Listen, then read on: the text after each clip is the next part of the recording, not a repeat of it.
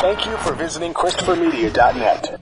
The thing about comparing rates at Progressive.com is that by now you've heard a lot of ads about comparing rates at Progressive.com. We probably don't even need the words comparing rates anymore to remind you that seasoning steaks at Progressive.com is an easy way to save on car insurance, or that swimming in trousers helps you find the lowest rate. And that's the thing about foraging for truffles. You've heard a lot of ads about standing tiptoe on a cinder block. Compare rates and sing softly to a wounded field mouse and save at Progressive.com. Progressive Casualty Insurance Company and affiliates. Comparison rates not available in all states or situations. Look in your home. Look in your office. Look in your home office. Everywhere you turn, there's so much smart.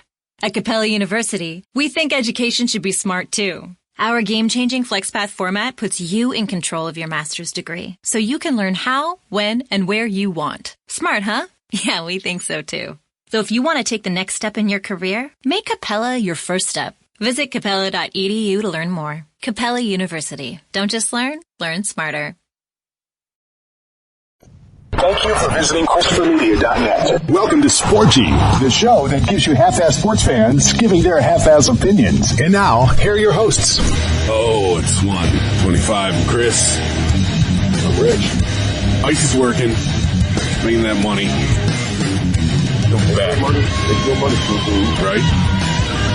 So, hey, he's the boss now, right? They roll out new things. Boss got to be there. So he's doing the boss man thing. He'll be back.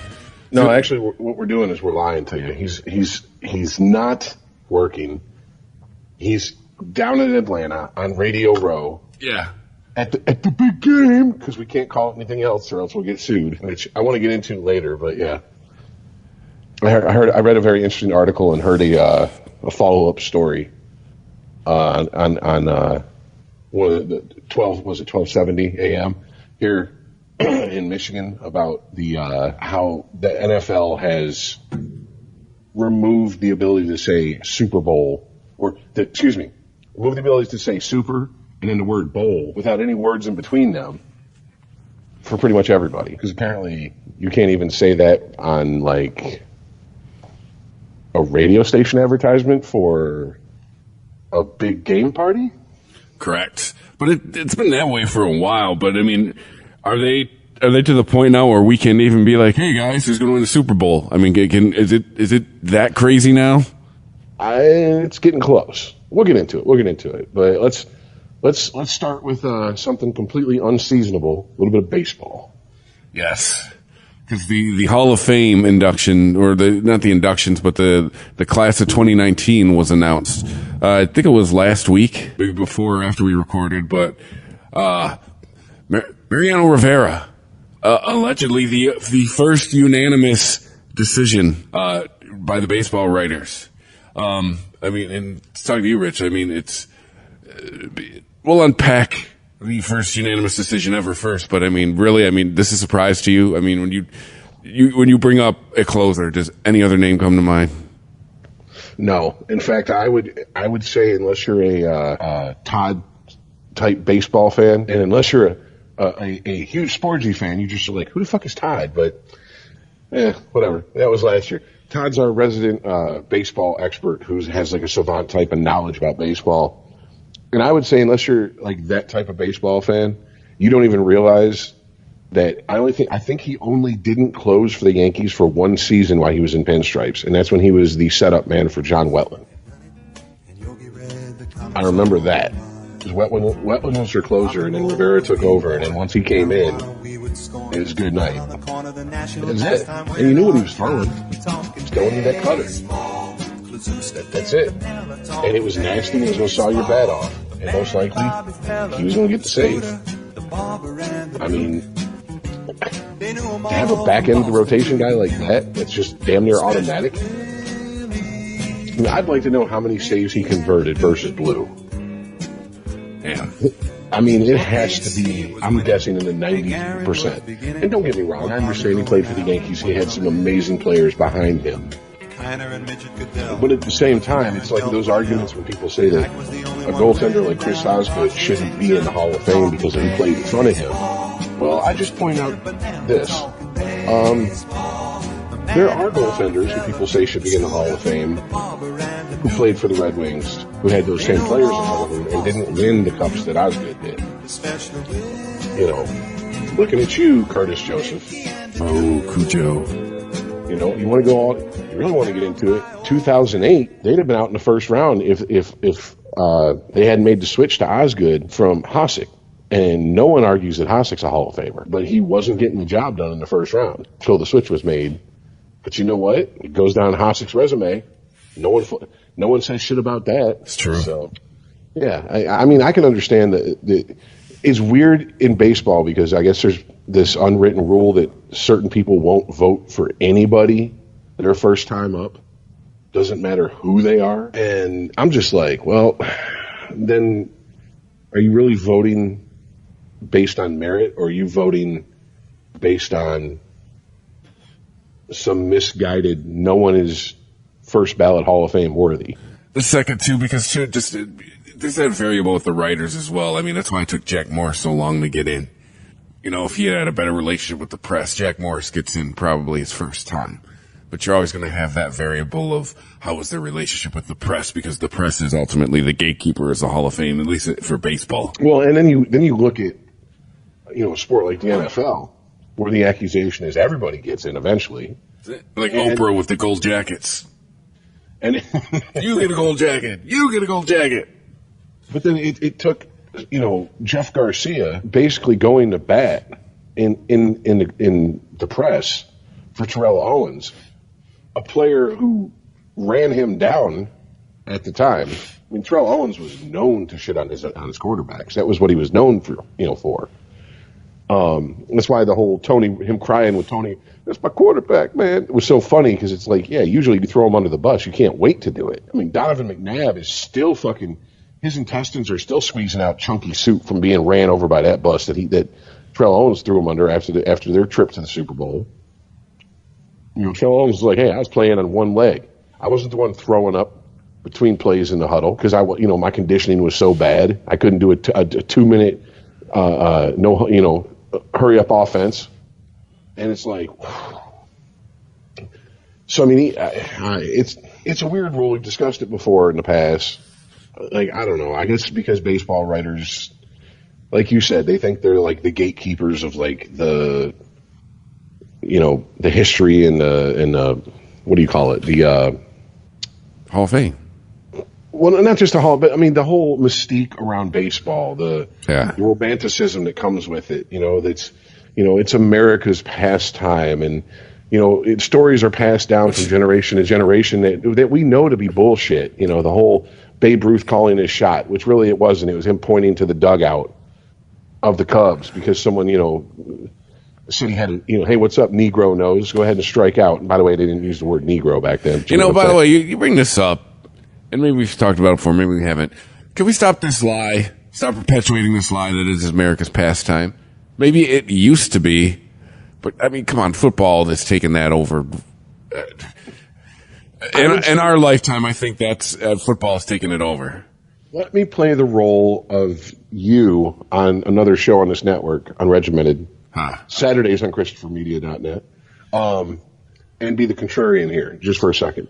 I would defend it as it's still America's pastime because it's something that you can put on in the background and still do other shit. When football's on, most people that are football fans are glued to that TV. The only argument I could say for football being America's pastime at this point is the fantasy football aspect. Well, people set apart.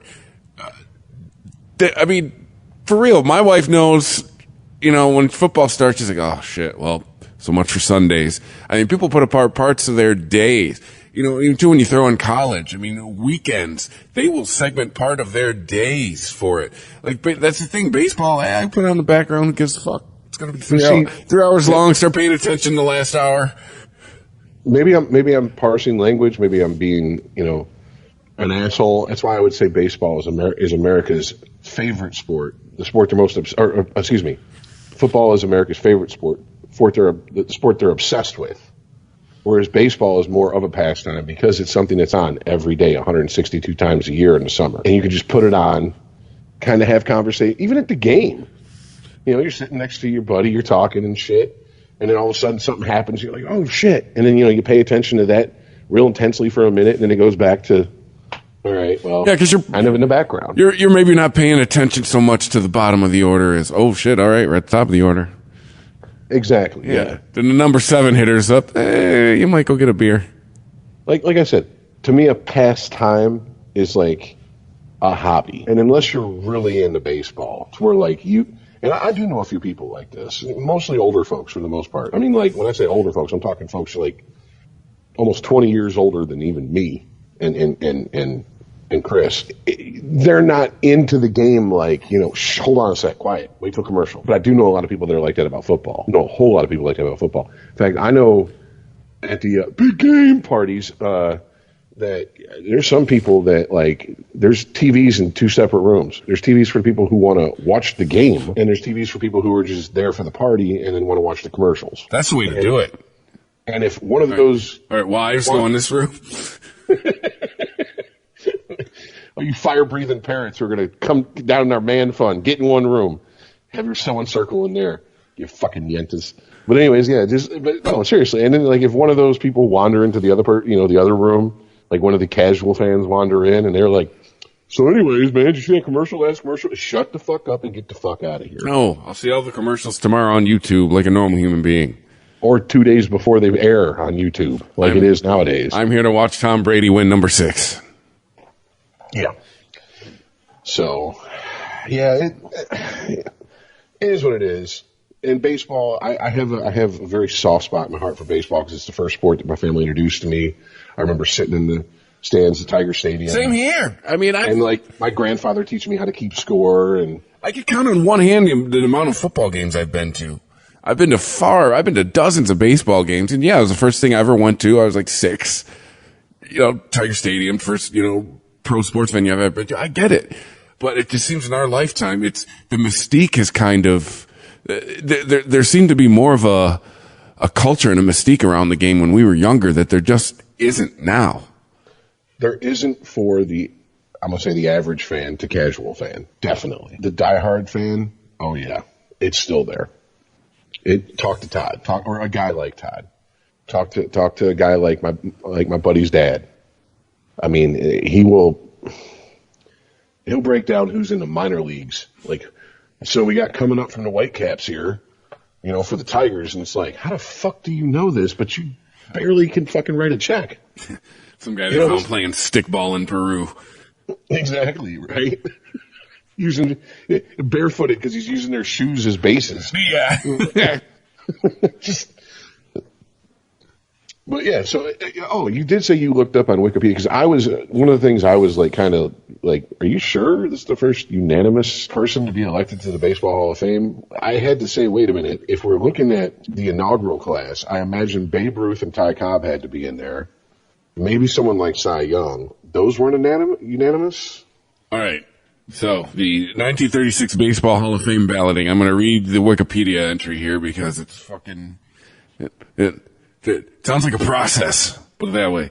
The first elections to select inductees into the Baseball Hall of Fame were held in 1936. Members of the Baseball Writers Association of America were given authority to select individuals from the 20th century, while a special Veterans Committee, made up of individuals with greater familiarity with the 19th century game, was pulled to select deserving individuals from that era. The intent was for 15 honorees to be selected before the 1939 ceremonies, 10 from the 20th century and 5 from the 19th. Additional players from both eras would be selected in later years. Voters were given free rein to decide for themselves in which group a candidate belonged, with neither group knowing the outcome of the other election. Some candidates had their votes split between the elections as a result. Cy Young, the pitcher with the most wins in Major League history, finished 8th in the BBWAA vote and 4th in the Veterans vote. In addition, there were no prohibition on voting for active players, a number of whom received votes. Individuals who had been banned from baseball, such as Shoeless Joe Jackson and Hal Chase, were also not formally excluded, though few voters chose to include them on ballots. Voters were instructed to cast votes for 10 candidates, the same number of desired selections. That was in the Writers' Committee selection. In the Veterans election, voters were instructed to vote for 10, although the desire for only 5 initial selections led to revisions in the way votes were counted. Any candidate receiving votes on at least 75% of the ballots in either election would be honored with induction into the Hall upon its opening in the sport's supposed centennial year, 1939. So the writers have been in on it from the beginning, And they had to select 10 from the 20th century and 5 from the 19th initially. Let's see. Looking at the first writers' votes. It's a real exciting pod, folks. Nobody was unanimous. The closest to unanimous, Ty Cobb got 98.2%. See, I'm shocked. I'd have figured Babe Ruth, Honus Wagner both got 95.1%. maybe Ruth was still too close to when Ruth retired. And Ty Cobb, well, I mean, we know his reputation, and it's very well deserved on a lot of aspects. But Ty Cobb also, history, like especially in today's culture, we like to look back at historical figures and put them in the white hat, black hat, good, bad camp. Well, I definitely would put Ty Cobb in the he's wearing the black hat, bad guy type shit camp. It almost sounds like I'm defending racism. He wasn't as racist as he was made to sound, because he was one of the very few white players who championed the style of play in the Negro Leagues. He said they play the game the right way. Because you may remember, he comes from the era of the dead ball era, stealing bases, playing hard, and then Babe Ruth comes in and it's just, it's long ball all day. I mean, Babe Ruth had a season where he hit more home runs than the rest of the fucking league combined. Damn. You know what I'm saying? I mean, like, Ty Cobb was a baseball player. Babe Ruth was a hitter, an above average pitcher who they said we need to get into the lineup on a daily basis, throw his ass in right field, and let him get to bat, 3-4 times a game, because he was so fucking deadly with that fucking stick in his hand. Ty Cobb did everything. He was also a humongous son of a bitch. Don't get me wrong. Like I would never want to sit down and hang out with the guy. I mean, maybe pick his brain, but not try to be friends with him, because I don't. You know what I'm saying? Yeah. I've seen the movie, which is a fictionalized Hollywood version of a sports writer dealing with an old Ty Cobb, but still, if half of that is accurate, fuck that guy. Right. But yeah, I'm really shocked by that. And let me guess, there was none of the players from the Negro Leagues even mentioned in the first Hall of Fame induction, let alone inducted. Yeah, it doesn't look like it. Okay, so yeah, Hal Chase, Joe Jackson. Yeah, no. And see, to me, it's very strange that a lot of Irish names on here. That's. Oh, you had to get in where you could fit in back in the day, man. You know what I'm saying? Like it's kind of like you hear the NBA players say, "Oh, nowadays if you're poor and black, you got two hopes of getting out of it: a jump shot, or you can rap." Well, and that was meant to be Dave Chappelle. Learn to rap, play basketball, or something. You're trapped. Well, I mean, it's kind of how a lot of Irish immigrants were and families were back in the day. That's why they took over police departments, fire departments, et cetera, and apparently played a lot of baseball. So, yeah, there you go. Never thought of it that way. A lot of guys named Mickey on this list. But yeah, wow, yeah, I don't know, man. I mean, he's the greatest closer in baseball history. Like ever. Like at this point, if there's a person playing that's going to usurp him, they're not in the show yet. They're still down in the minors. I feel like he definitely did benefit from the cultural shift in baseball away from the, your starter goes as deep as they absolutely can. Then you bring in your closer, and that closer pitches. If he needs to pitch 3 innings, he pitches 3 innings. If he needs to pitch 1 inning, he pitches 1 inning. If he needs to pitch 5 innings, he pitches 5 innings. Like he definitely benefited from we bring our closer in the ninth. That's what we do. Yeah, the advent of the setup man. Yeah. Like, Yeah. I mean, yeah, when I first started watching baseball when I was a little kid, you had your starter, you had your closer. Done. Yeah, I mean, Somewhere in high school, the setup man started showing up. who was it for the Tigers? Mike Henneman? Fuck yeah, it was. Yeah, excuse me. He was.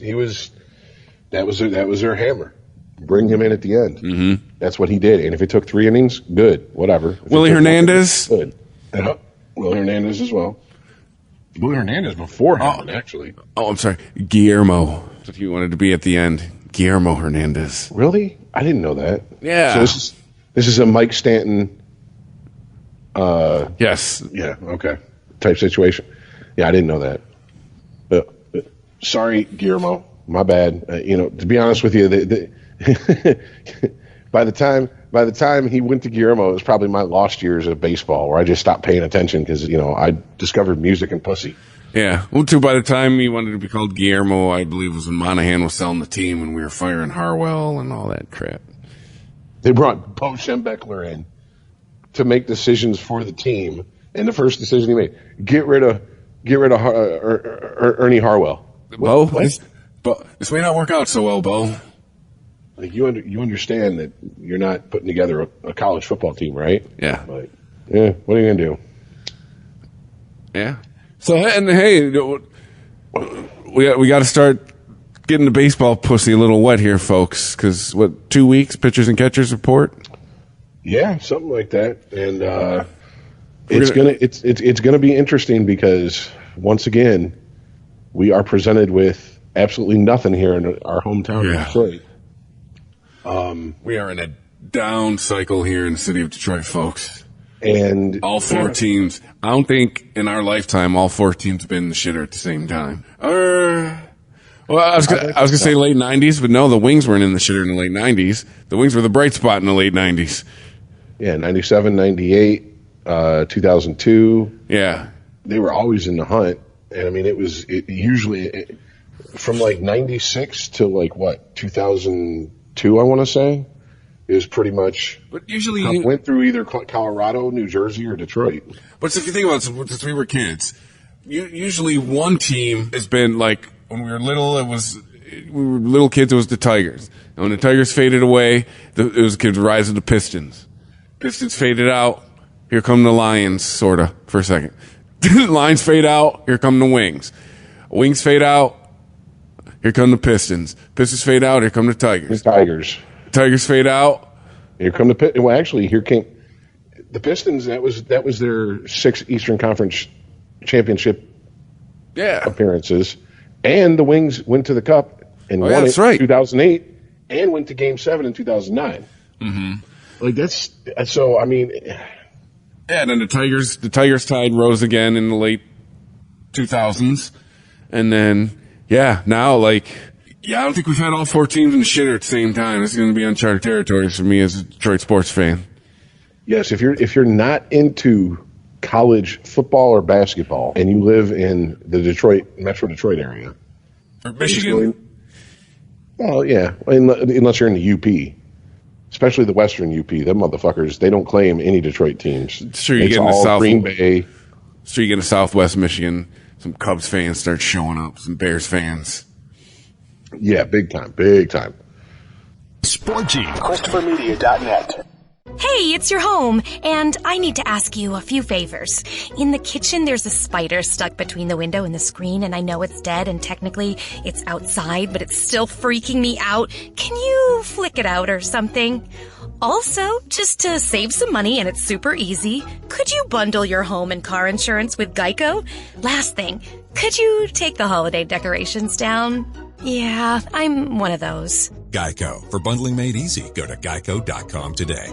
Progressive presents an interview with your upstairs neighbor. Hi, I'm Tia. The upstairs-downstairs neighbor dynamic is so special. We have our own language. Like when I scream at my mom on the phone, the people downstairs bang on the ceiling to show their support. The nighttime's the best time to rearrange furniture. I call it midnight feng shui. And if I sleep through my alarm in the morning, they bang on my door to wake me. So thoughtful. Progressive can't save you from your upstairs neighbor, but we can save you money when you bundle renters and auto insurance with us. Progressive Casualty Insurance Company, affiliates, and other insurers. Bundle discount not available in all states or situations. Curated by Kohl's latest collection is now available in select stores and at Kohl's.com. For a limited time, shop unexpected new favorites like reusable drinkware from Corksicle and fun arts and crafts from UV. Warmy's heatable plush toys are perfect for little ones. Homesick handcrafted candles are a great gift to make anyone feel at home. And who doesn't love sweet treats from Candy Club? Shop curated by Kohl's for these digital need-to-know brands and more. Tap the banner now or visit Kohls.com.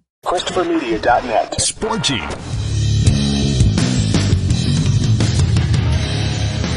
It's going to be interesting because I'm trying to ready myself to get really into baseball this summer. The problem I'm running into is You're going to be with the home team. Exactly. I just have to. I have to not care about the Tigers, and I realize that my interest in baseball ebbs and flows with the rise and fall of the Tigers. And what's your home team? Congratulations, you're a normal person.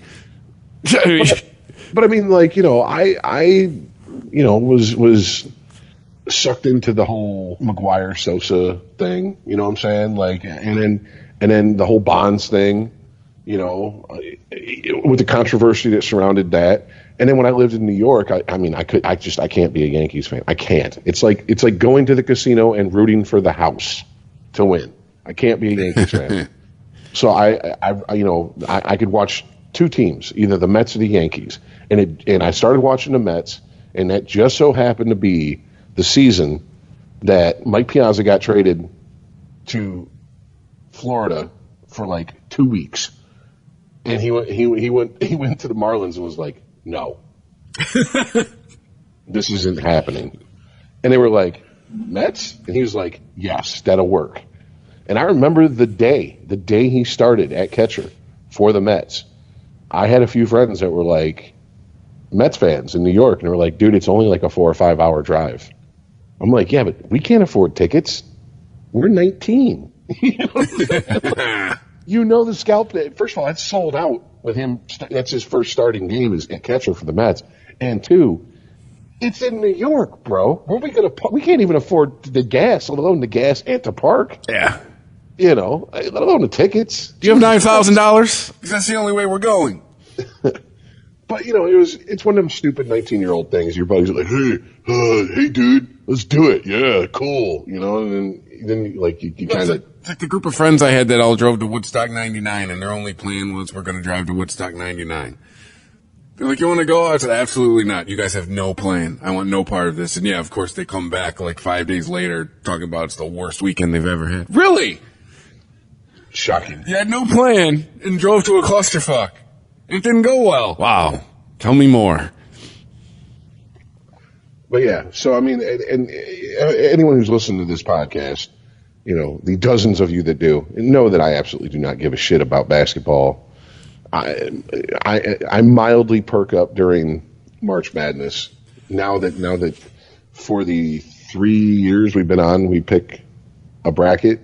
It mildly catches my interest. But, you know, on top of that, I tend to work nights. So it's kind of hard to watch, you know, a lot of the bigger games because I'm at work. So, but I'm really going to try with baseball because baseball, there's a lot of day games and I'm really going to give it a shot, but it's going to suck because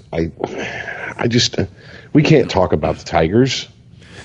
Yeah. Like, seriously, we can't talk about the Tigers. We can talk about them. But we'll be talking about them, if you get my drift. not in the tense they would like to be talked about. Yeah, pretty much. It'd be more like talking shit about the Tigers, because, yeah. So what's the rest of the class of 2019? Stand by. God damn it. All right, the rest of the inductees are Roy Halladay. I was going to say, I think he got in. Wasn't Doc sure. Halladay? Okay. Edgar Martinez, Mike Mussina, end of list. Edgar Martinez. Yes. That's, I don't know. That's one I don't know if I'd have thought of getting in. Allegedly, according to this article, one of the greatest DHs to play the game. But see, I hear that sentence, and it does make me go, I mean, you get in if you're a good DH. Because DH really is like, you're good at hitting. That's about it. Isn't that really what the position of DH is saying? Yeah, but I mean, you gonna tell me that Big Papi isn't going to go in? That's true. You know what I'm saying? I mean, DH. Because DH also says we need your bat. We don't need your glove. Well, that's part of the game, though. I mean, whether you agree with it or not, whether you think it's a stupid part of the game or not, it's been part of the game since what, 1971 now? Is it just? I'm born and bred a Tigers fan, grown steeped in the American League. I get it. You know, I'm not anti DH, but at the same time, like, you know, as you grow up and you start learning, it's like, oh, DH. Oh, you're old or you suck at fielding. Like, that's really what you realize it means in most lineups. Well, I mean, for someone to say he's the best DH of all time, okay, sure. Let me not argue that, but let me just throw out, like I said, this name, Big Papi. Who do you think of as a better DH? Who do you want DHing for you in a clutch situation? I'm gonna take Big Papi. Yeah. You know, but he does have, unfortunately, like so many players that played during his era, he does have the, you know, specter of, oh, there might have been steroid use hanging over top of him. I think he actually was accused of steroid use when he was in Minnesota before he came to Boston. So, I mean, this goes back to an old discussion we've had many times on this show. What do you do with all these players? Because so many players during the era that they're now, inducting people into, guys that played through the 90s and early 2000s, even if it's just rumor and innuendo, it's been, there's so many of the greats that their name has been, steroids has been attached to their name. Ice isn't here to disagree with me on this, but you know where I stand. If you're going to let guys in like Ty Cobb and Babe Ruth that were allowed to play the game before black guys were allowed to play, before everybody was allowed to play, then you got to let in the steroid guys. And then I just think of you read the book Ball 4. That book will really open your eyes to how much drug use has always been going on in baseball, as far as uppers and shit like that. Because let's be honest, is Babe Ruth if everybody gets to play when he plays? We don't. I mean, that's a hypothetical. Yeah, I mean that's a fair point. There's some brother from Brooklyn that would have been like, yeah, whatever. What's his real name? I forget. Yeah, whatever. So and so, check this shit out. Oh, Herman Ruth. Oh yeah, whatever, Herman. Yeah, whatever, George. Check this shit out. Yeah, bombs it out of the park. Well, I mean, they did play like barnstormer games, like in the off season and shit. And it's been many years since I sat down to watch the entire Ken Burns baseball documentary again, like from start to finish. But he did bring that up. But if I'm remembering correctly, the stats were not kept like they should have been. You had no idea. Yeah, because they didn't want the truth to come out. Well, also, like 25-0. It would sometimes be like, a bunch of what's considered all-stars from the MLB playing just a random Negro Leagues team. Still probably got their ass whooped. You know what I'm saying? Like, yeah, I mean, like, there's stories of Satchel Paige getting on the mound and a batter comes up and he just starts laughing, turns around and goes, everybody in the outfield, sit down. Everybody in the infield, sit down. It's only going to take me 3 pitches to get him out, and he ain't touching any of them. And then he'd strike the motherfucker out on 3 pitches while his entire infield and outfield are sitting on their ass. And I'm fucking your girl after the game. Long dick style. She getting the bonus plan. Come home to Jamaica. Yeah, that's right. Keep us in the fields. So this is going to go down. But yeah, that's wow. So 3.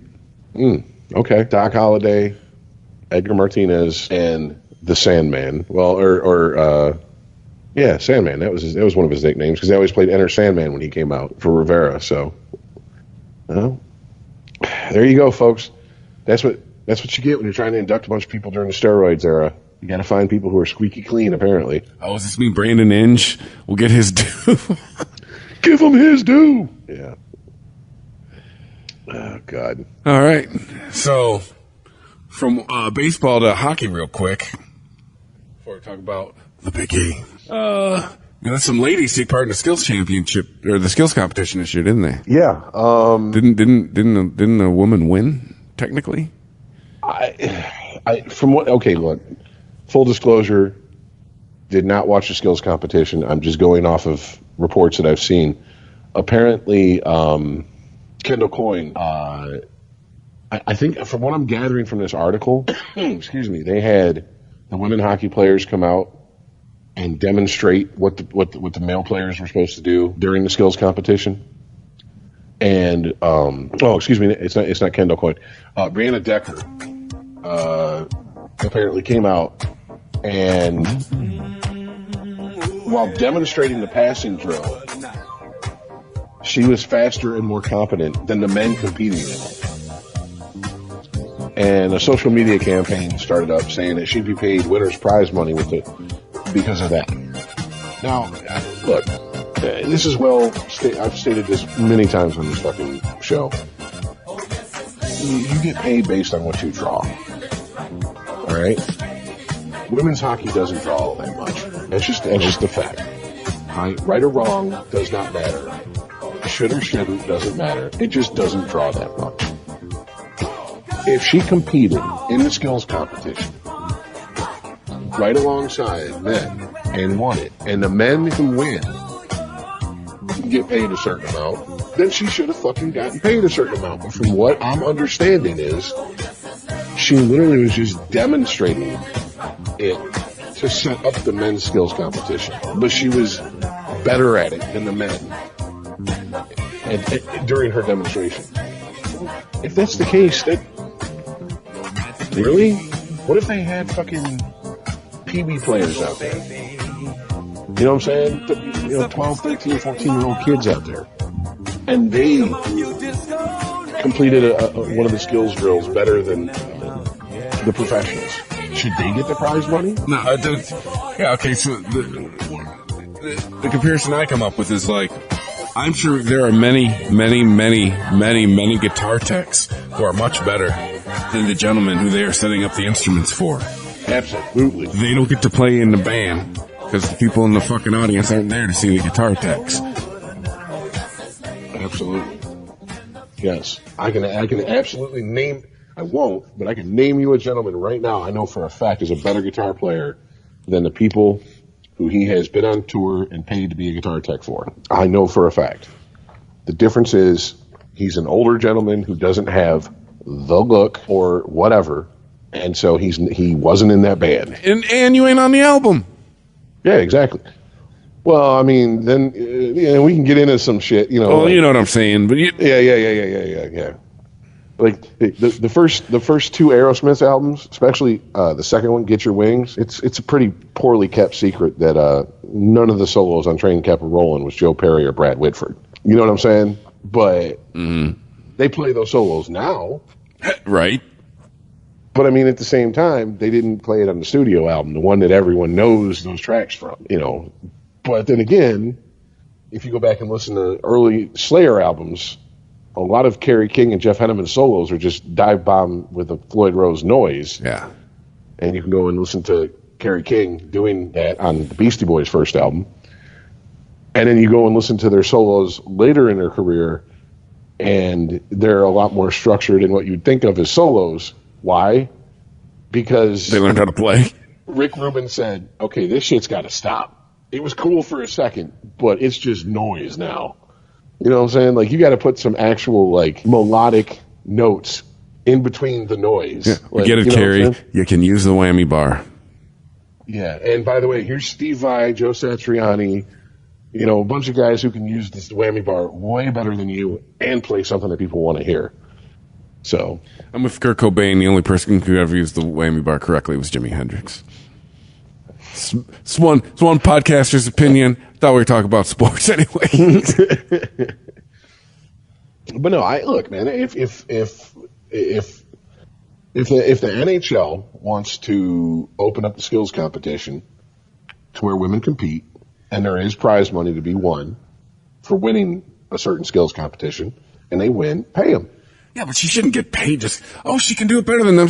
No, great. what this should do is open up the door for what you just said, Rich. Well, all right, let's let women participate now. But yeah, just because you can doesn't mean, yeah. You know, I'm sure I'm smarter than some of the people that have the position above me. I don't get to have their job. You know what I'm saying? Yeah. And I mean, I would even go so far as to say, I have no problem with women playing in the NHL, but they have to take the abuse. And when I say abuse, I don't mean sexual harassment.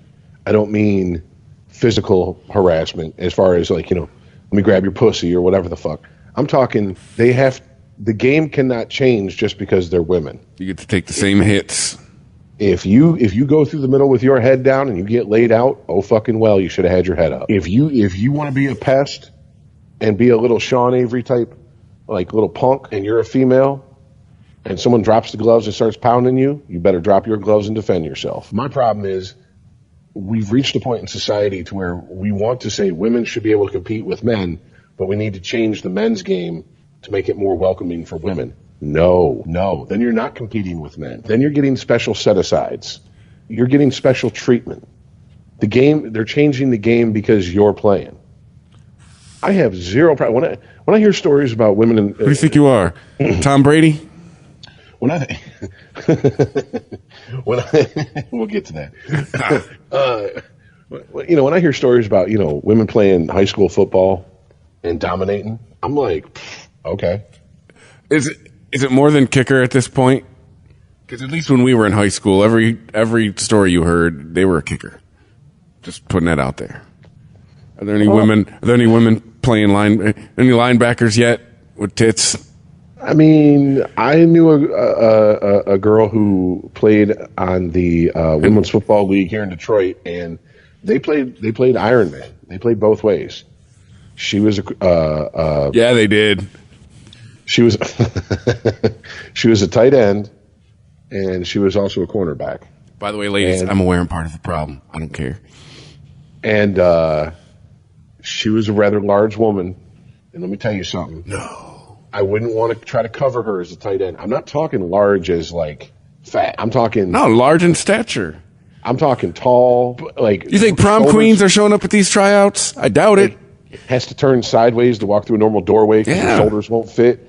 And I wouldn't want to try to cover her as on defense if she was a tight end. And I damn sure wouldn't want to take a hit from her if she was a cornerback. You know what I'm saying? Like, no, I'm good. I'm good on that. She ain't hit me. Like, here's the quarterback. Go get him. He's right there. Yeah. Like, they're going to be like doing on the telestrator. And here we see Rich at fullback step back and actually point to his quarterback and go, there he is. What the fuck is he doing? Were you confused, Rich? No, I was not confused. I like breathing. No, I saw a whole lot of locomotive coming at me is what I saw. And the choo-choo train was pissed off, all right? She was a fourth ways feminist, and as far as she was concerned, I was the patriarchy. Fuck that. I'm out the way. Get him. I don't care if it's Tom Brady behind me. Get him. He's played long enough. He'll be all right. Yeah. He's got Giselle money to fall back. Him and his crazy diet. Have you heard about his diet this year? Oh God, no.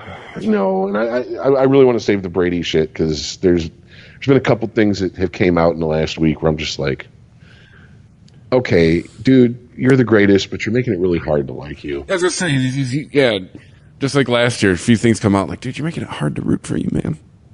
Well, I mean, maybe we should just wrap it up. I mean, let's be honest here. A skills competition, do you have any problem with women competing in a skills competition, and if they win it, getting paid what the men would get paid? No. If the men get paid, by the way, for winning the skills competition. No, I got a problem with them competing and getting paid. I just got a problem with somebody getting paid just because they can. Like, that's great. Welcome to life. There's a lot of things that you can do that you don't get compensated or recognized for. Mm-hmm. Big time. Yeah. And it only gets worse as you get older. Trust me. Because my wife's not giving out trophies for eating pussy, but it is what it is. I'm not asking her for a trophy. That'd be fucked up if she was and you got a participation trophy. I know, right? I'd be like, ooh. Like, oh, all right, I get it. All right. I got to put my neck into it. Noted. At that point, Chris, I'd buy you a bunch of snack packs without spoons. I know, right? Like, what are you doing? Apparently, I got to practice. You gave me a participation trophy. Like, thanks for coming. Yeah. Just don't say first place. All right? I got work to do. Sporgy. ChristopherMedia.net. Look in your home. Look in your office. Look in your home office. Everywhere you turn, there's so much smart. At Capella University, we think education should be smart too. Our game-changing FlexPath format puts you in control of your master's degree, so you can learn how, when, and where you want. Smart, huh? Yeah, we think so too. So if you want to take the next step in your career, make Capella your first step. Visit capella.edu to learn more. Capella University. Don't just learn smarter.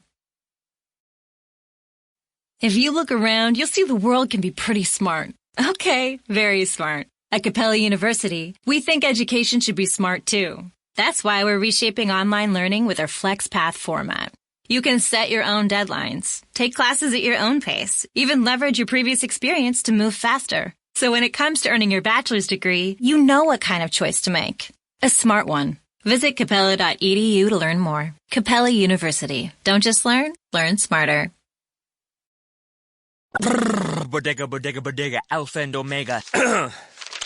Siamese sailors sell celery sandwiches. Sawing-a-bada, serving platter. Hey, Jamie? Yes? Did you want to try reading that line on the script there? Oh, yeah, let's see. You could say big when you bundle your home and auto with Progressive, that one? Yes. Yeah, no, I'm just not warmed up yet. Shouldn't be long. Detector test. Bundle your home and auto with Progressive today. The marmot mangled my mushy pork pancake. Progressive Casualty Insurance Company and Affiliates. ChristopherMedia.net. Sporgy.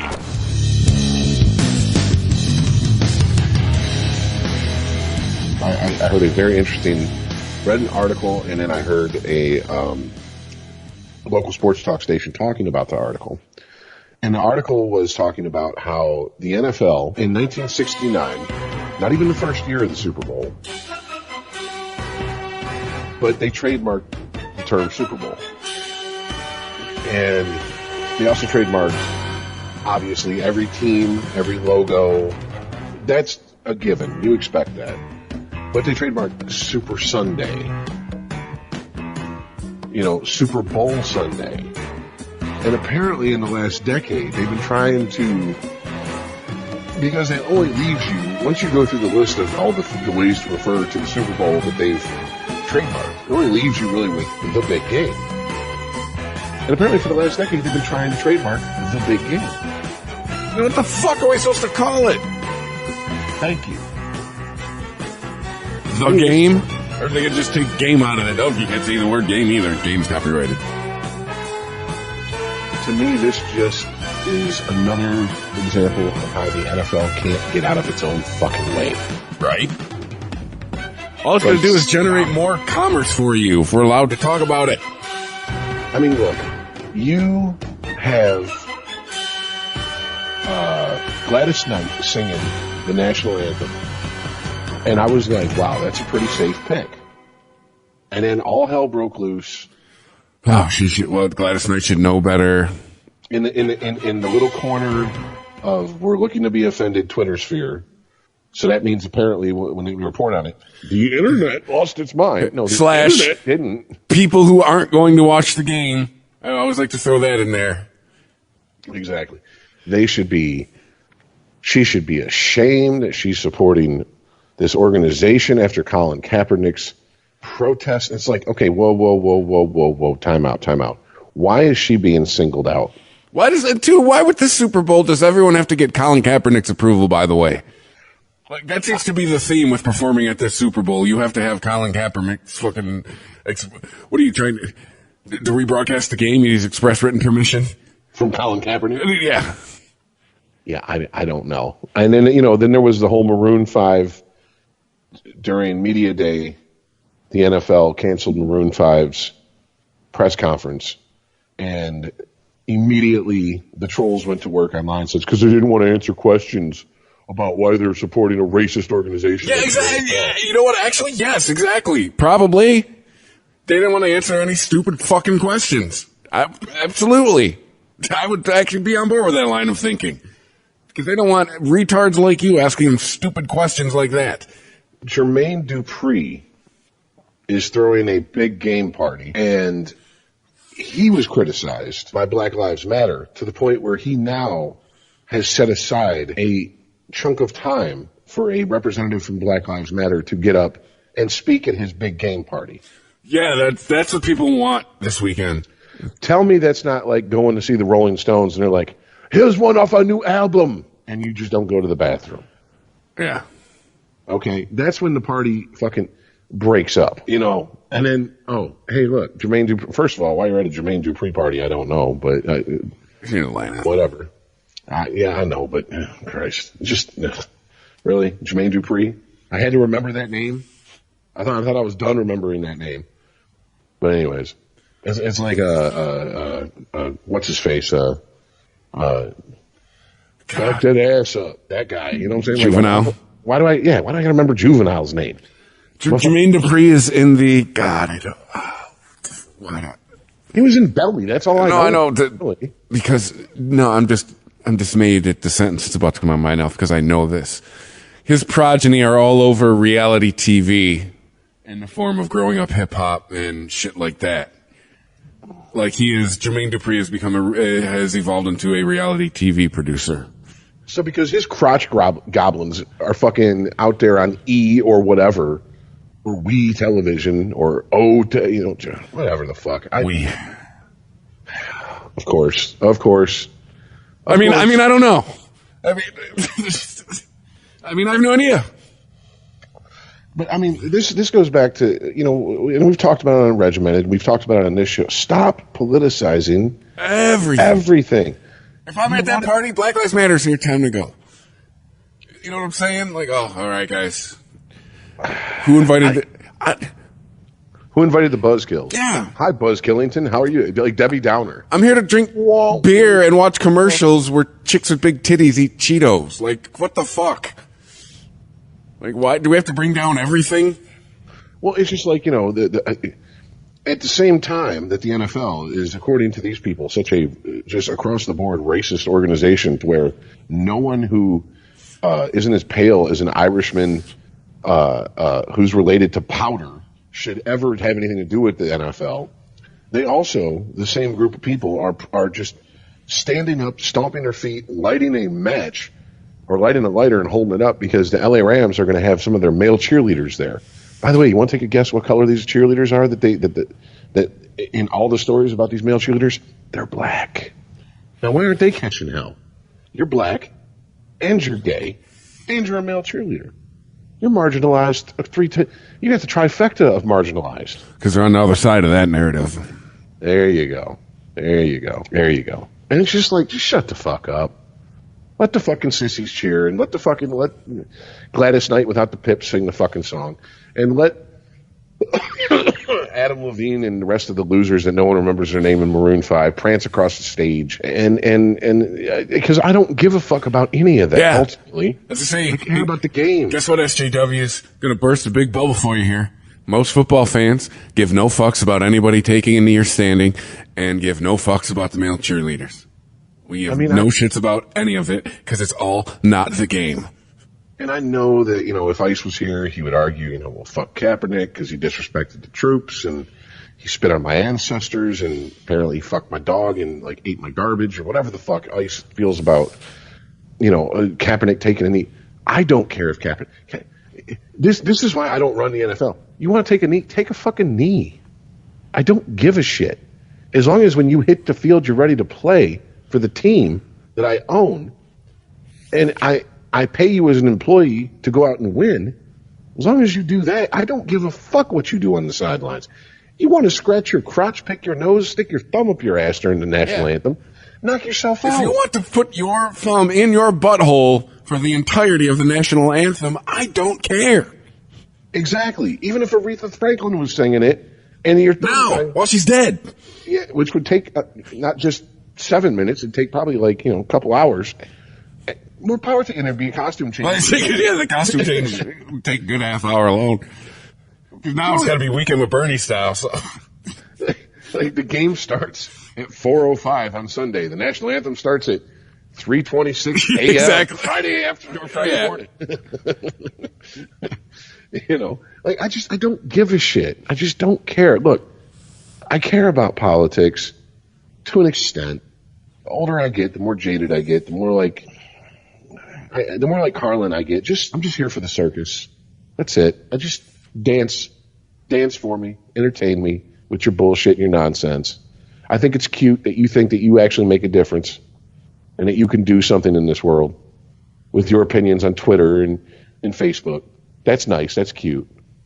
But Jesus fucking Christ, man. Can we let football be football for just 4 quarters? That's it.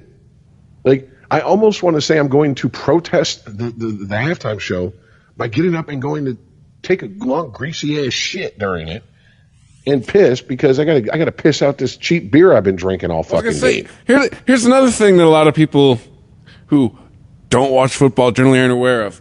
I haven't seen a Super Bowl halftime show in years because you know what's not happening during the halftime show? The game. Football. I'm talking to my friends. I'm taking a pee like Rich. I'm getting another beer. Might be smoking a joint in the garage with some of my friends who I see once a year because that's what happens now because I'm 40. You know, like don't give a fuck. Usually come in and, oh, Lady Gaga was great. Don't care. Good for her. Yeah. Power to her. Bruno Mars is awesome. Great. Don't care. Wonderful. Did Bruno Mars get a first down? I don't give a fuck.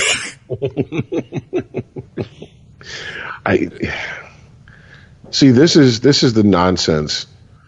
This is the spectacle. This is the nonsense that surrounds it. That to me is why you get, you know, Joe Blow, who doesn't give a fuck about football, couldn't name you any of the players besides Tom Brady on the field, you know, will watch once a year. And to me, I'm just over it, man. Why are we pandering to these fucking people? All right. I almost feel like there should be apparently Super Bowl week is a thing now that kicks off with Media Day. Okay. Have all this bullshit during Super Bowl week. Let Antifa and the alt-right fight it out in Atlanta over Super Bowl week. And let's just have the game. New idea for a pregame show. Yeah, fuck the Bud Bowl. Fuck the Puppy Bowl. Antifa versus the alt-right. There you go. I'd watch the fuck out of that, actually. At the end, no matter who won, we killed everybody. I'd watch that. I was going to say, and the team who had the worst season has to have it in their stadium so they can clean up. It's what you did. It's what you get. Well, Cleveland's used to cleaning up shit after the fans go nuts. It's not all about the draft pick. Oh, Christ. You got to clean up a dead body. Might incentivize you to not be the shittiest team next year. Tom Brady. Yeah. Like I said earlier, look, I get it. You're the greatest of all time. But Jesus Christ, he's making it really hard to like him. Yeah. I'm starting to think there's a hyperbaric chamber at his house. Ooh. Yes. He got at Michael Jackson's garage sale. Yeah. When he retires, if he builds like Neverland Part 2, that'll explain that kiss with his kid a whole lot. Yeah. But, you know. We didn't forget about that, Tom. Okay. First of all, the thing that made me go, really? Okay. Is he was doing an interview and they said, so Tom, win or lose, what are the chances this is your last game in the NFL? And he just flashed that toothy ass grin and held up his hand in a 0. And I was like, do you think you're making some sort of statement with it? Just say none. I told you, I want to play till I'm 45. Yeah. Once a Joe Theismann type injury happens, that's what I'm doing. How many times I gotta tell you people? You know, he ain't even got to be that surly about it. Just, no, I've already said I want to play till I'm 45. And then there's, you know, the little kid during media day. Tom, how do you handle the haters? Just, really, could there be a worse plant during media day than that? Really? I mean, to me, speaking of 10-year-old kids and Tom Brady, did you see that Barstool article about the kid the kid who had the project? He said he proved Tom Brady was a cheater, and the article was calling this kid like. I think I've said this on Unregimented. I have a sick sense of humor. Anytime you make fun of a kid, to me, it's like the funniest shit ever. in this article, what does it call him? Like the biggest dickhead in the world? This article just savages this kid. Well, I gotta read something. I gotta read stuff from this article. I mean, Barstool, they've got a reputation as like the bro sports, network. Yeah. But still, I mean, every now and then. That's why I was shocked that they, during ESPN's most SJW moment, actually hooked up with ESPN. I was like, does ESPN know what Barstool Sports does? Yeah. Meet 10-year-old Ace Davis, the biggest dickhead in the world.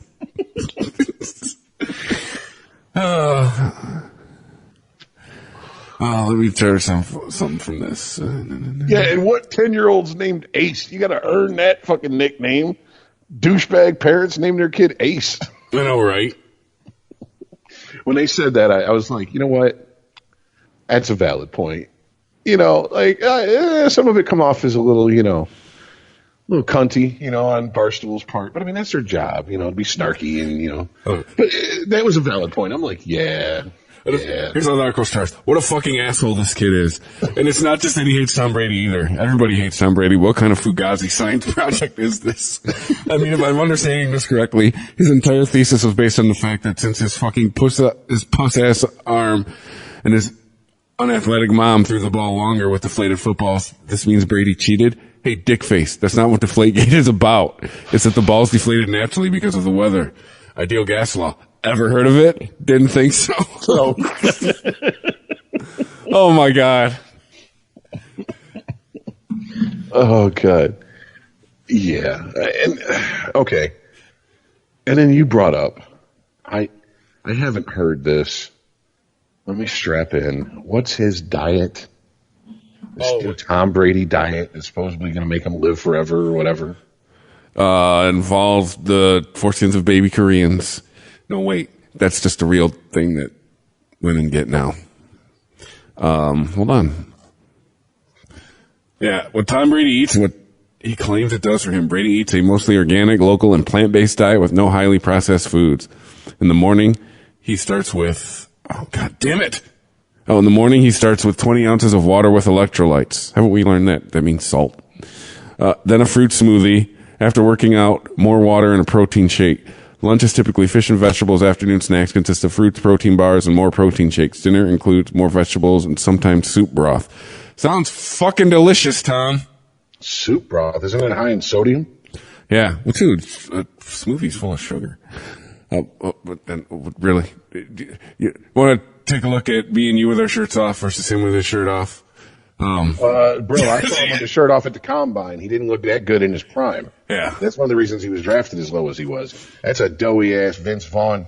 Not doughy Vince, not swingers Vince Vaughn. We're talking doughy ass old school Vince Vaughn. That's the problem. Better shape than both of us. No, he absolutely is. What's even more notable than what Brady eats is what he doesn't. He avoids alcohol as well as gluten containing bread and pasta, breakfast cereal, corn, dairy foods that contain GMOs, high fructose corn syrup, trans fats, sugar, artificial sweeteners, soy, fruit juice, grain-based foods, jams and jellies, most cooking oils, frozen dinner, salty snacks, sugary snacks, sweetened drinks, white potatoes, prepackaged condiments like ketchup and soy sauce. What the fuck does he eat then? Well, I mean, to be honest with you, it's not as bad as I thought. I thought it was going to be some bullshit like, he has half a grapefruit and a cup of tea for breakfast. He has a hard-boiled egg and a cup of coffee for lunch. Like one of those type weird fucking... Oh, dude, I'd starve yourself diets. Just wait. The list of restrictions and preferences doesn't end there. Here's Brady's personal chef, Alan Campbell, describing the football star's list of very specific food preferences and no-nos to the Boston Globe in 2016. No white sugar, no white flour, no MSG. I'll use raw olive oil, but I'll never cook with olive oil. I only cook with coconut oil. Fats like canola oil turn into trans fats. I use sorry. It's a dash. I use Himalayan pink salt as the sodium. I never use iodized salt. What else? No coffee, no caffeine, no fungus, no dairy. Even certain vegetables and fruits are off limits. Brady doesn't eat nightshade vegetables such as peppers, tomatoes, and eggplants. He has all these food restrictions, even vilifies tomatoes because he follows an anti-inflammatory diet and one made up of mostly alkaline foods. Wait, tomatoes are a fruit. They're not a vegetable. Oh. I mean, it isn't like it's like saying, you know, a spider isn't an insect; it's an arachnid. I understand. I'm splitting hairs, but like, okay, I've never heard anyone say peppers are bad for you. Corn, yes, I've heard that. I mean, a lot of what, you know what it sounds like? It sounds like a half a sissy California diet. Well, he is, and that's where he's from. Yeah, he's from NorCal. From the Bay Area. Yeah. By the way, that's from a Vox article. I want to give credit where credit is due. You know, then you add the fact that he went to, you know, school at U of M with their hoity-toity bullshit, you know, and oof, yeah, okay, I can see it. Well, the next couple paragraphs in the article went on to blast on how there's really no scientific basis for his diet. There hasn't been anything proven that it keeps the body's pH level where it needs to be to make him recover faster or anything, so... Yeah, could just be being weird because his California's kicking in. And he's rich. Well, I mean, dude, if you are, first of all, I will say this. I'm going to backtrack a little bit. And I'm going to say this. If you're Tom Brady and you've had the success you've had, and you've had it as long as you've had, and it's an abnormal amount of success for the age you are, and this is how you've eaten for that period of time, I get it. You go with what works. He's the only one still play. The only one left from his first championship is Bill Belichick. Mm-hmm. I mean, and here, I think I heard something the other day. Everyone else has been the youngest, the most recent player has been retired 5 years. Yeah, which I think was part of the catalyst for the question of if you win this Super Bowl, will you retire? Because this would almost perfectly bookend. You beat the Rams in your first Super Bowl. And you beat the Rams in your last one. There was speculation that was the reason for the question. Which, I mean, you know, if you're a type of person who, you know, looks at sports with a type of almost poetic romanticism, it would make sense. You know, if he wins this one against the Rams, especially if it's a close one. Because that was one of the best Super Bowls I'd ever seen up to that point. And the Rams were 1 yard away from winning that shit. You know, I mean, that was crazy. So, you know, Brenda Warner pulled out what was left of her hair. You know, all 3 centimeters of it at that point in time. But, yeah, I can't, you know, I want to give him shit about his diet, but it's like, just sounds like a trendy ass diet that, whatever. And, okay, do your thing, I guess. I mean, dude, think he's got a blood boy? Oh, I'm sure. And the rookie gets to be his blood boy. That's why he got rid of Garoppolo. He wouldn't fucking, you know, capitulate and be his blood boy. But no, that's why it's kind of like I don't know, how do I describe this? People that want to live forever just annoy me. It's like, dude, just accept that you're going to die. You know, it's the Bill Hicks thing. Non-smokers, I'm here to tell you something. I know you don't know this. And I know this because how you carry yourselves, but strap in. Here's the news. Non-smokers die every day. Yeah, you're going to die too. Sleep tight. You know what I'm saying? Like, see, I don't think with Brady is what shiz we're giving him. Well, he needs some because last week, I mean, my mouth is still hurting from the blowjob we gave him last week. But I think with him, it's more a competitive thing. I don't think it's I want to play forever. I just think some people are just born competitors, man. I think this might be just what this is. This is. I'm going to go out there and I'm going to compete till I can't anymore because that's what I do. No, and if that's the case, more power to him. I mean, dude, it's kind of how I look at when I hear stories about Wade Boggs. Wade Boggs did 2 things. Apparently drank a heroic amount of booze on cross-country trips and ate chicken before every game. And what did it get him? World Series championship, Hall of Fame.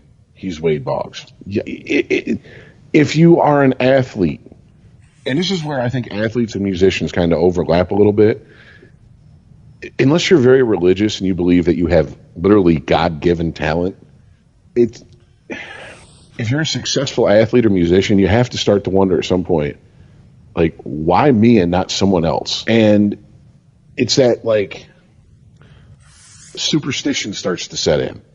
Maybe not, like, to the point of I'm only going to eat chicken. I'm going to try to drink 50 beers on a flight from Boston to L.A. But, you know, like Wade Boggs supposedly did. Maybe 10. Maybe get the 12-pack down. Man, you got to try. I think I can get a case. In my prime, dude, that 6-hour flight. I've killed a 12-pack in 2 hours along with a pack of cigarettes, dude. No, but I'm saying 6-hour flight, they got to... It's just a matter of them coming around that much. You're Wayne Boggs. You're probably on a private jet.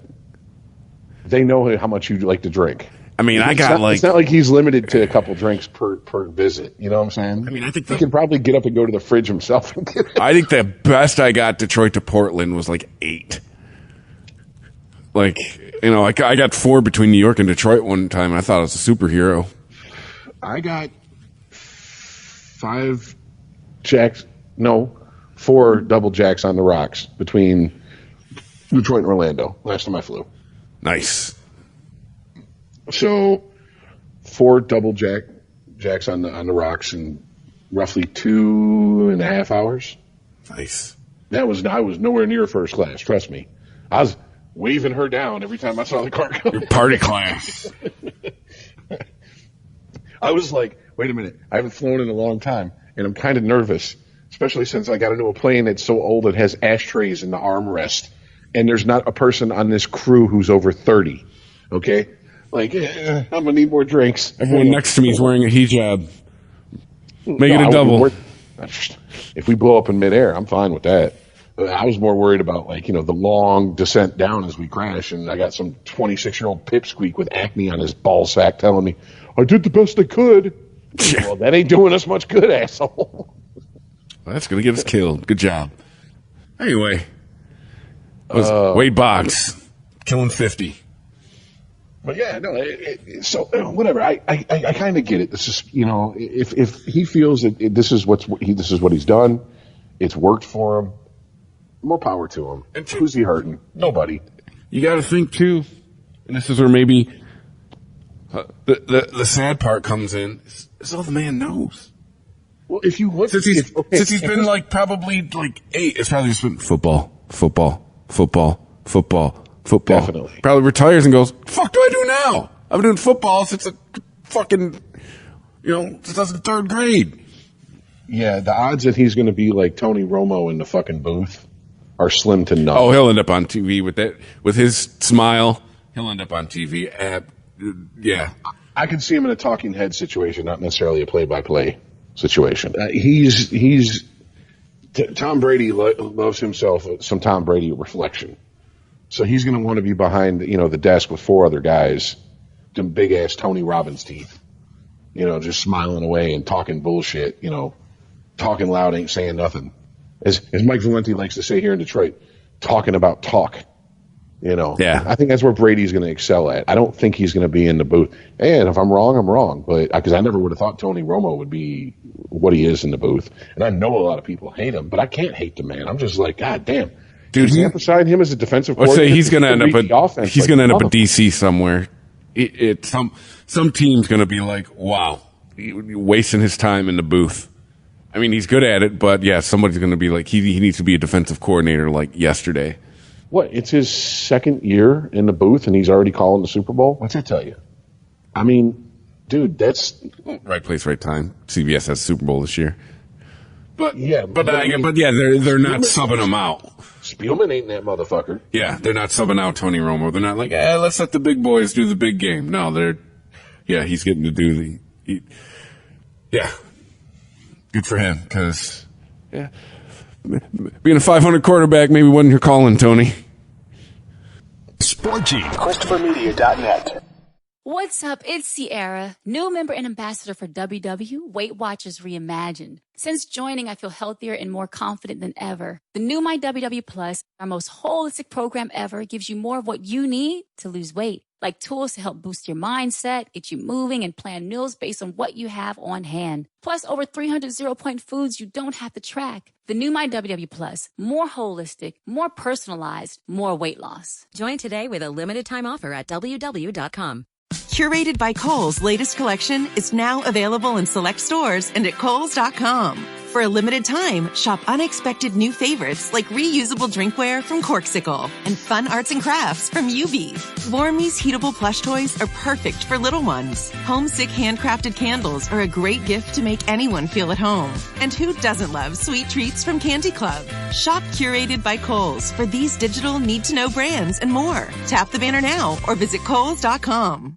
It's Sierra, new ambassador for WW, Weight Watchers Reimagined. The new My WW Plus, our most holistic program ever, helps you tackle the many elements that contribute to weight loss with tools to plan meals and get you moving. Join today with a limited time offer at WW.com. ChristopherMedia.net. Sporgy.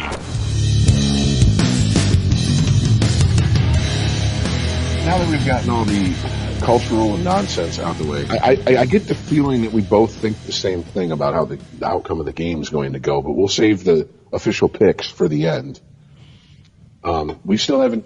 I sent some smoke signals out to Ice, hoping to get his pick, but haven't heard from him.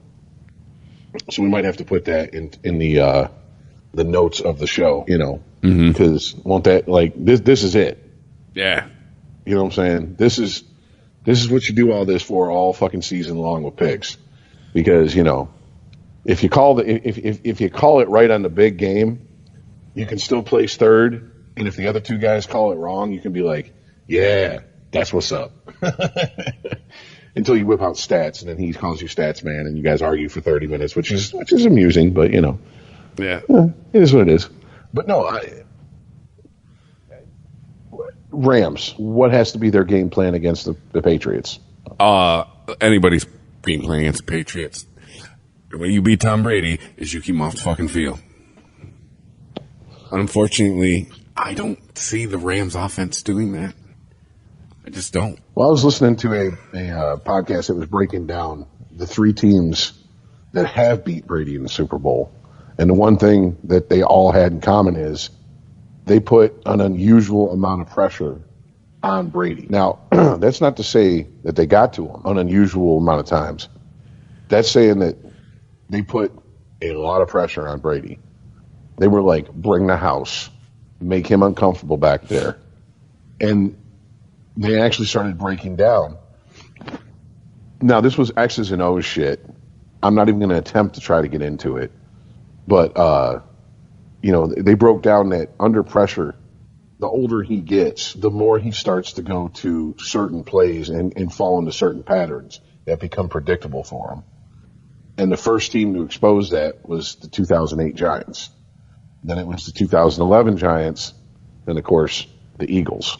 So their argument was, if the Rams have this wonder kid at head coach who can remember plays from games from 20 years ago, okay, it was third quarter, 12 minutes, 3rd and 4.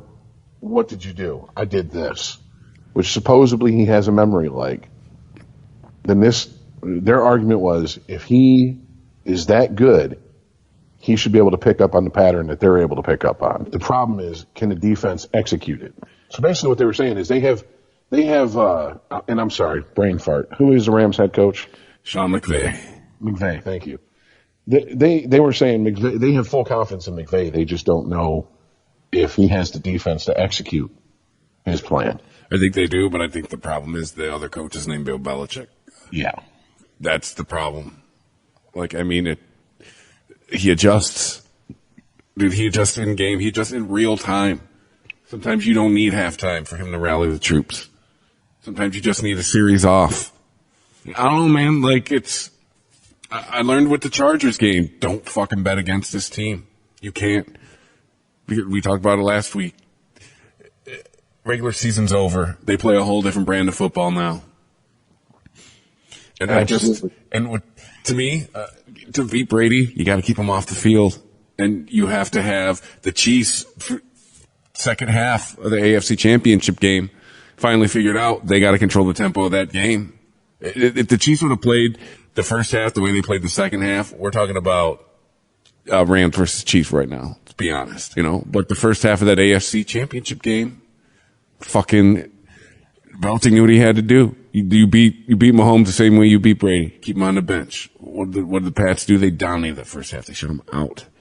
And I don't see the Rams with that kind of offense to where they could just sit there and keep that New England offense on the bench. The Rams' strength this year is their defense. Period. The end. Also, they got this guy named Todd. But, yeah, man, it's just... Well, I do think... I don't know if this plays into... I don't know how much this matters at all. Let me say that. But I did read an article earlier this week. We're recording on Wednesday, folks, by the way. And so it was either Monday or Tuesday I read this article. That they asked Ndamukong Suh, how do you feel about being on the Rams, et cetera, et cetera? How do you feel about your time in Miami? How do you feel about your time in Detroit? And Suh said something that to me, first of all, I have to ask you a question. Do you see Suh as a leader of that Rams defense? No. Neither do I. Aaron Donald. And here's why. Suh's full of shit. Because in this interview, they asked him about his time in Detroit, and he said, I wanted to stay in Detroit. Detroit wasn't willing to work with me. Bitch. We all got Twitter. Yeah, I didn't even have to say it. You know exactly what I was about to go to. Yeah. Yeah. His sister getting on there like 2 more years and we're out of here. When he had 2 years left on his contract in Detroit. Does that sound like? Bitch, when you left, you were part of the best defense in the league. We had the best receiver, one of the best receivers to ever play the game, definitely the best receiver in the league at the time. Come on, man. Don't feed us that shit. You know you could have stayed here if you wanted to. You did not want to stay here. I don't blame you either, but come on, man.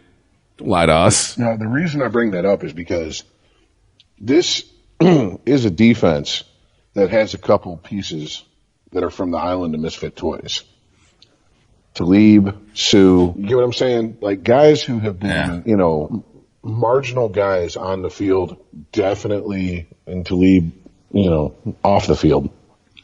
But he's got himself a ring, right? He got his ring with the sheriff, right? In Denver. I understand that, but I mean, once again, was he a leader on that defense, or was he just there? I mean, it's a difference between getting a ring, being okay. That's true. He wasn't Von Miller. He's not. Exactly. That's like after everything happened, and I know I'm jumping sports here, but after Gretzky left Edmonton and McSorley went to the Rangers, it was McSorley can't win without that supporting cast in Edmonton, even though he did win a cup in Edmonton without Gretzky, but he still had a massive, and this is not a 2002 Red Wing situation where it was a bunch of free agents. This was a pieced together team through the draft, holding on to players, Yari Curry, Grant Fuhrer, Jeff Bukaboom. I mean, the list goes on and on and on and on. I mean, it was a stacked team. But when he went to New York, it was, can he win on his own? That cup win, rightfully so, I feel, at least partly rest on his shoulders. I don't feel that Talib's, any of that Super Bowl win of his is like resting on his shoulders. That was the rest of the defense. He played his part, and he played it exceptionally well. But he played a part. He wasn't the catalyst. He wasn't the spark. Give you that one there. And that's what I'm starting to wonder.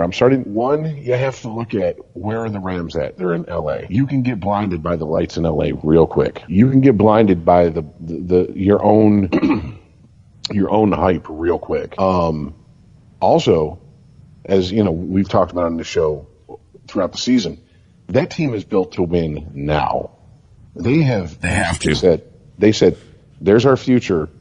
We want these guys. These are the guys we want, and we have to win right now. Well, they have to. So does Kansas City, because you're going to eventually have to pay Jared Goff. You eventually have to pay Mahomes. You have to win now, because you're going to have to pay to keep them and bust the band up, or they're going to leave. Or you better hope they got a Tom Brady type attitude. Yeah. You better hope that they love winning so much that they'll turn down bigger paychecks to stay where they're at, because they know they have a good chance at winning where they're at. Yeah.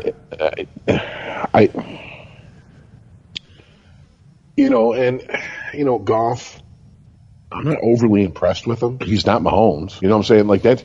Like when you guys were like, this is a generational type player. I was like, I haven't really seen a lot of his games. Like early in the season this year, I was like, I haven't really seen a lot of his games. I've just seen the highlights. Then I really started paying attention. I was like, oh shit. If they surround this motherfucker with the right people and he has the right attitude, he could win for a long time in this league. Yeah, he's going to have 2 hands full of rings. But he's still a young kid. We've yet to see the type of attitude he has. Yeah. You know, if at some point he goes, fuck it out, fuck you, pay me, and pulls a Henry Hill, well, enjoy that paycheck. You might only have 1 or 2 Super Bowl rings, if that, by the time you retire. Believe me, some of the best quarterbacks ever retired without any fucking rings. Lisa's out, Dan. Some of the best players in any sport retired without any championships. You know, Ted Williams. It comes to mind. Carl Yastrzemski comes to mind. You know, pretty much anyone who was really good for the Red Sox for 80 years. Right. Willie Banks. You know, just anyone played for the Cubs for 100 and some years. You know, like it can happen to you. All right, just because it's lottery odds for you to win the championship doesn't mean that you can't beat the lottery odds that you'll never win a championship. It's true. But, all right. So, having said all that, I'm going to put the weight on you and ask you, who's your pick and why? Going with the team out of Boston. For all the reasons I've stated early on in this podcast. The Rams offense is a liability, man. Yeah, they managed to get it done, but to me, if the Rams win this game, Todd Gurley's got to show up. Todd Gurley has been conspicuously absent in the playoffs. I don't know if that's by design. I know maybe a little bit of it's talked about it with ice, going with a hot hand with the running back, but I mean, as far as a complete team in the playoffs, it's been the Pats, man.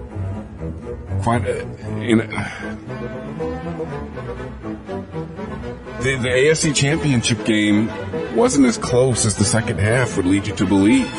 Quite honestly, Pats have more complete offense, and I do not see the Rams offense dominating possession of the ball. That's how you beat Tom Brady. I mean, Sorry, Falcons fans. When the Falcons were beating the shit out of the Patriots 2 years ago, what were they doing? They were controlling. They were dominating the possession of that ball. They had the ball like the whole first half. That's how you beat Tom Brady. I don't see the Rams offense doing that. Here's the Pats. I'm with you. Superficial reason. I'm just going with the odds. That's a superficial reason. To get more into the minutia of the reason, a lot of what you said, plus I can't discount Belichick. I think we're looking at the greatest football mind in the NFL up to this point in the history of that league. Yeah. And you bet against him at your own peril. Yes, Tom Brady will go down as the GOAT. Even if people want to argue, they cannot take him out of the top 2, 3 at most. He has to be in everyone's top 2 or 3 when it's all said and done. If he's not, you're just being dishonest. Yeah, you're just at that point. You're doing that word that I hate because it's overused. You're being a hater. You're just hating just to hate. Don't hate. Like seriously. Where's Jamie Kennedy when we need him to pop up? Like, don't hate. Right. But it's Belichick, and it's Belichick. For whatever reason, he learned the lessons he did at Parcells' knee. He learned the lessons he needed to in Cleveland. The Jets hired him, and he went, wait, this doesn't feel right. I'm out. I'm going to New England. And he's absolutely dominated since then. And I would say that this for years I argued that if you're going to talk the greatest dynasties in sports, we have to talk stretches of the Yankees and the mid 90s to late 2000 Red Wings. I think this is the most dominant stretch in any American professional sport we've ever seen. Because this has now been going on for 20 years. Yeah. In football. Yeah. That's unheard of. Absolutely.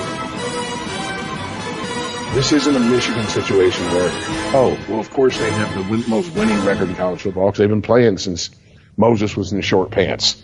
You know what I'm saying? This isn't that type of situation. This isn't a, there was only 6 teams.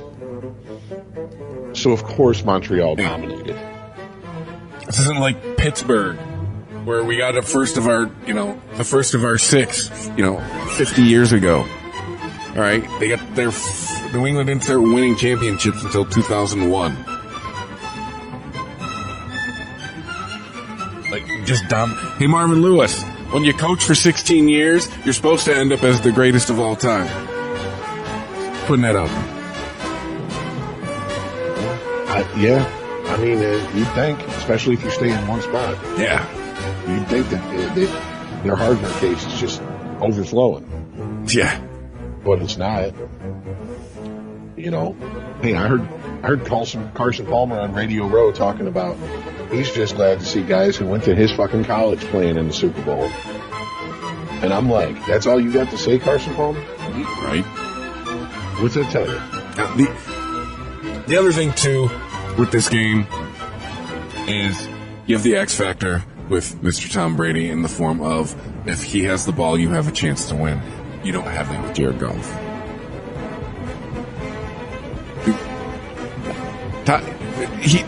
Brady showed in, was it 2016?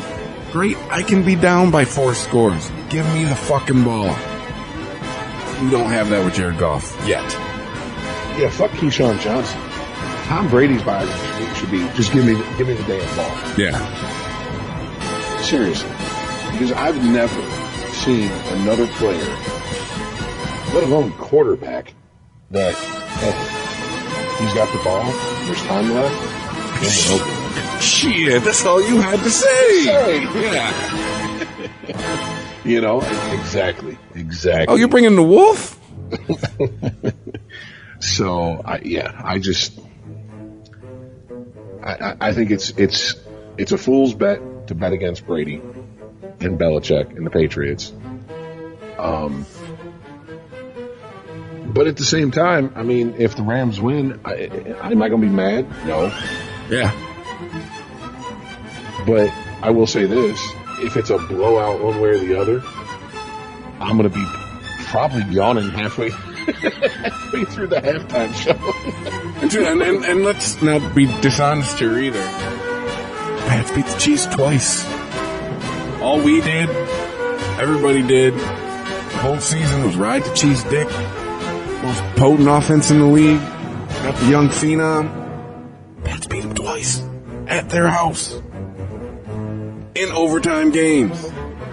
So, I mean, why are we shortchanging the Pats here, folks? Yeah, I would. All we did all season about New England. Oh, Pats are broken. Pats aren't the Pats. Pats don't look the same. Well, they're another first round bye, and here they are again in the Super Bowl. So, what the fuck do we know, right? You know what? I'm going to say this. And excuse me for pulling ice. He's not here, so let me put on his tinfoil three-piece suit for a second. I have to wonder how much of that article that came out last year about the Pats and how dysfunctional they were behind the scenes, coupled with them losing to the Eagles, made that entire franchise from top down go, all right, bullshit time's over. Yeah. We're done. Okay? No more leaks. No more off-the-record interviews. Yeah. We're here to do one thing, and that's fucking win. And if we find out that you're running your fucking cock holster, we will show you the door quick, fast, and in a hurry. Yeah. Because, I mean, other than Edelman, look at the rotating cast they've had at receiver. The rotating cast they've had at running back, except for James White. Tom Brady giving white boys hope that they can play receiver in the NFL since 2001. That's right. Like, oh, you want to talk that shit? All right, see ya. I don't know if that's a conspiracy theory per se, but I mean, I could see how someone would go, oh, that sounds like conspiracy theory shit. Yeah, well, you know what? I also know how Belichick works. And Belichick is the godfather. Belichick's old school gangster. Belichick smiles, nods, shakes your hand, and then shoots you in the back of the head down the road. Then you wake up with a horse head in your bed. Yeah, Belichick just okay. All right. Belichick's kind of drive you out to the middle of the woods and make you dig your own grave. That's how old school he is. I ain't going to be doing the digging. Do it. Yeah. So yeah, I could fully see him taking Fredo from the Fredos of the Patriots out for on the lake and taking care of them. You know what I'm saying? Like, telling Sean McVay, hey, listen, you're the heir apparent, but I'm still here, motherfucker. Yeah. Let me teach you something, so when you're the hot shit, you can be like, Daddy Bill taught me something. Don't plan the funeral before the body dies. Yeah, and that's all we did all year with the Patriots. And yeah, again, another first round bye, and they're back in the Super Bowl. So, but Tom Brady, we're still here. We're still here. All right, so should we wrap it up? Yeah. We will be back next week, hopefully at full strength. Ice got himself a big boy job. Might have to find a new day to record. Sorry. Oh God, we need to do this though. We're gonna have to. You realize too, we're gonna have to feign interest in Daytona after the Super Bowl. Not necessarily if Ice isn't here. If Ice isn't here next week, or even if he is, we have to extend the invitation to our fantasy football winner, Mr. Shields. Yes. Yeah, sir. If you want to be on, we have no way to contact you. You have to contact us. I might have his. I think I got his email. Okay. Well, if that's the case, hit him up and let him know. Next week would be perfect because then we could wrap up the football season, the entire season. Yeah. And obviously, the gentleman is very much into football, and it'll keep us off of the bullshit NASCAR, right? Because I don't give a fuck about NASCAR, right? Dude, we're from Detroit too. We should give lots of fucks about NASCAR. We could both do a Dr. Cox-esque rant of things we care more about than NASCAR. Yes, and it'd be a long one, right? Yeah, pitchers catchers report soon. March is coming up, so it's about time to start paying attention to hockey and basketball. March Madness is coming up, but we're getting ahead of ourselves. Check us out Thursdays. Sometimes Fridays on Apple Podcasts, Christopher Media, Spotify, Google Play, all that fun shit. We are on Twitter at SportG Podcast. Email us sportg@christophermedia.net. Thanks to all the new listeners, and we will see you next week. Thank you for visiting ChristopherMedia.net. ChristopherMedia.net. If you like this show, please tell a friend. Please make sure to rate and comment on all your favorite Christopher Media shows. Please follow us on Twitter and like and share us on Facebook. You can subscribe to all ChristopherMedia.net shows for free on ChristopherMedia.net. Thank you for listening, and thank you for visiting ChristopherMedia.net. Thank you for visiting ChristopherMedia.net. Geico knows there are many reasons why you ride. From the exciting adventure of the daily commute to the peace of mind that Geico always has your back with 24/7 access to claim service and legendary customer service. But Pamela Mund had one reason in particular. My skin is extremely averse to most fabrics, except for the soft, buttery feeling of leather. Thankfully, I found my clan of leather lovers in the biking community. It's been life-changing. Geico Motorcycle. 15 minutes could save you 15% or more. The Rocket Mortgage Super Bowl Squares Sweepstakes is back. Every time the score changes, someone wins $50,000. Plus, 2 grand prize winners will win $500,000 they could use toward their dream home. See rules and enter for free at RocketMortgageSquares.com. Rocket Mortgage, official mortgage sponsor of Super Bowl 55. No purchase necessary. Legal residents of the 50 U.S. and D.C. of age of majority. Ends February 4th. Licensed in all 50 states and MLS number 3030. The NFL is not sponsored promotion in any way.